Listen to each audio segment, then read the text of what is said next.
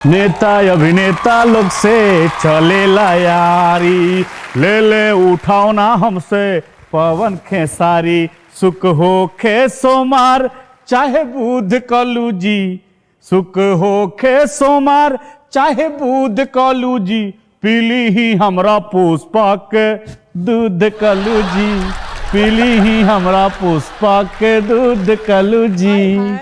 क्या महाराज अकर बकर बोलता नहीं। पुष्पा हमरा भैंसिया के नाम हो। अच्छा कलू जी नमस्कार। नमस्ते नमस्ते। हमरा भैंसिया के तरफ से भी 1 लीटर वाला प्यार। देखिए हमरे नाम है कबूतर, हर सवाल के दे दीने उत्तर। हमरे नाम कबूतर, चुटकुला से तो हम कुल्ला करें। हाँ चुटकुला से तो कुला करेला तब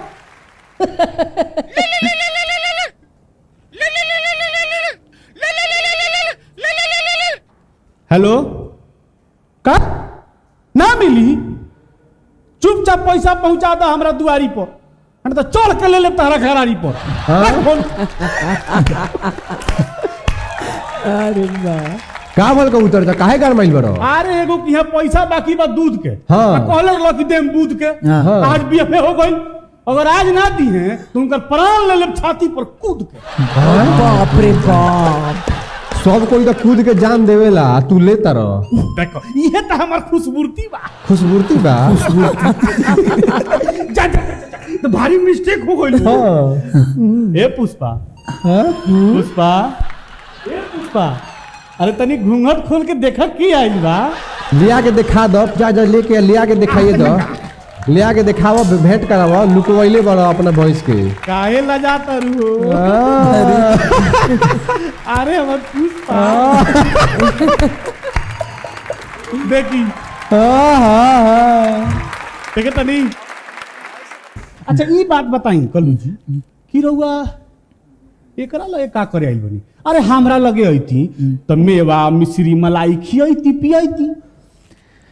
ए जो कमी ना भइल ह, देखत नहीं कि सेब अनार केरा प्लास्टिक वाला हो। हाँ? सब प्लास्टिक वाला हो। हाँ मत तुरियो का प्राण सूख जाए। असली हो। असली इनका से हमरा नहीं बतियावे। रउआ बताई कि रउआ इनका की यहाँ का करे आइल। भाई हमें सोच चालू करे में तो सोचनी कि भाई का बा कैसे बा, भाई भाई के काम में ना आई तो केकरा काम में आई। हाँ? ई देखो भाई एकरा के कहल जाला, आते को तू बारो। हैं? ये कॉमेडी करी है तो कॉमेडी हाँ, इनका से बढ़िया तो हम करे। कॉमेडी हाँ तो ऐसे करे से थोड़ा ना कॉमेडी होला। कॉमेडी का मतलब है देखो एकदम सीधा रह के कॉमेडी आदमी करता। इनका पर केहू हंसता, केहू हंसी तकी त केहू के मुंह पर हंसी बा। तरवे है शादी अरे हम तो चुटकुला से कुला करेनी। कुला करी गुला करी उल्टी क दिए जा, उल्टी कदी का उल्टी क दी, कदी एजबे क देबो। केम करबो, धोती खोल के नहीं करबो। अब इतना रुआ कहत नहीं तो हम कह देते। करी करी करी। एगो लड़का स्कूल जात रहे। हाँ बाप रे बाप, लेकिन बड़ी हार्ड कॉमेडी हो जाई। अरे बाप रे बाप बड़ी हार्ड हो जाई लेकिन। हाँ हां पहला ऐसा कॉमेडियन बाने जे अभी सुनेले से पहले अपन ही हंसता है। देखिए एक पहचान कोई नहीं हम पहचान कोई नहीं तारा के एकदम, तारा कोई पहचान जाई। करी करी कुला करी। खतरा हो जाई, ढेर लोग बा खतरा। उगिली महाराज। एगो लड़का स्कूल जात रहे। हाँ बाकी पहुंचल ना। हाँ काहे ना पहुंचल। काहे ना पहुंचल। हाँ अरे वो जात रहे स्कूल, तो रास्ता पर स्कूल वाला बोर्ड लगा रहे। अब बोर्डवा पर लिखा रहे कृपया धीरे धीरे जाएं, आगे स्कूल है। अब इतना ना धीरे धीरे गइल तले स्कूल के छुट्टी हो गई। बाप रे कितना कॉमेडी कर देनी रे दादा। अरे बाप रे बाप, हंसे के बाद पहुंचे के भाई। हंसे के आओ बाद तो ही। गाजी गाजी। एगो आउट सुन ली, हाँ दूसरा एगो और सुन ली। देखो तनी के तबीयत बहुत खराब हो जाए। शेर जंगल के राजा हो तो रानी के। सिंपल सवाल बा, जवाब दा। शेर जंगल के राजा हता रानी के ह। हाँ बताओ। शेर बो तो शेर के मेहरारू। देखा जाना। हाँ अरे यहाँ पर रानी चटर्जी। कितना कॉमेडी है। शेर जंगल के राजा तो रानी चटर्जी है। हता ए तार कॉमेडी के हाथ पाँव नहीं जेता। मतलब कुछ हंसुआ के बिया में खुरपी गीत गावत रहे यार। ई हमार कॉमेडी से लोग ना समझ पावेला। अच्छा। केंगर वो समझ में नहीं है पहले। अच्छा ऐसा ऐसा तू अब कॉमेडी करब रोगे झेल सकत नहीं, हमरा से ना झेलाई भैया। हमारा के अकेले छोड़ के कहाँ जाता रहा? हमारे कपार दर्द की दवाई खाई पड़ी।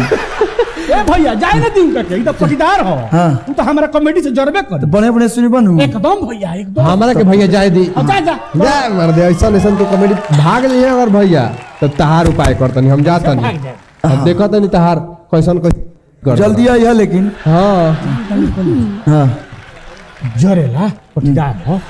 अच्छा एगो पर्सनल सवाल हम से पूछे के चाहत रही। डीपली पर्सनल मत पूछिए। हम तो एकदम नॉर्मल पूछे।